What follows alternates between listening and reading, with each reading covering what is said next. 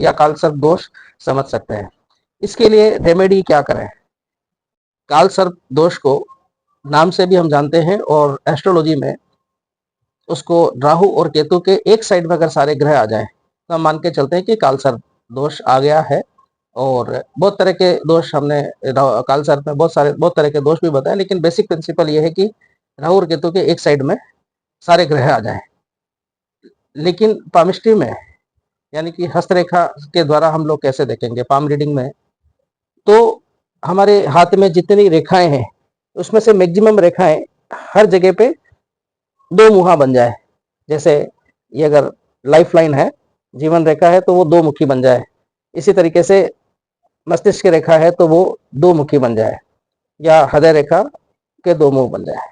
अलावा उसके आप देखेंगे कि बहुत सारे लोगों के हाथ में एक तरह से जाल सा बिछ जाता है। लाइक कुछ रेखाएं ऐसे चल रही है, कुछ साथ में उनका क्रॉस भी हो रहा है, तो जाल सा बन गया है।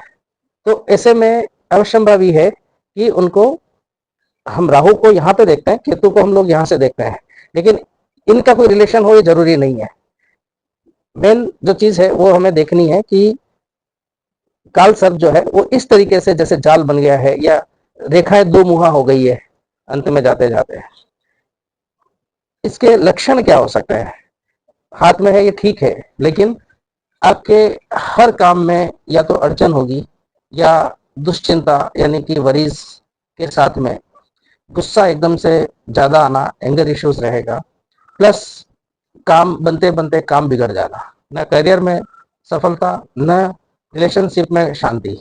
और कहने का मतलब ये है कि लाइफ में जितने भी कार्यविधि है, चाहे वो रिलेशनशिप से संबंधित हो, चाहे पैसा से संबंधित हो, ठीक है, उसमें अकस्मात कुछ न कुछ यू टर्न आ जाता है, या बहुत ज्यादा स्ट्रगल के बाद में भी सफलता नहीं मिलती।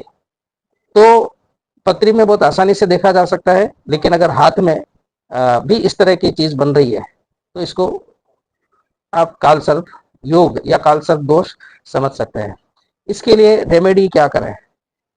कालसर्प दोष की जो पूजा है वो करी जा सकती है, लेकिन इसके साथ ही भगवान शिव की उपासना करें। आप इसमें कुछ क्रिस्टल्स हैं, जैसे 7 चक्रा हैं, ताकि अपना चक्रा बैलेंसिंग होके और आपकी बॉडी में आपके माइंड को बेसिकली बैलेंस करके जो चीज है, तो 7 चक्रा ब्रेसलेट आप पहन सकते हैं।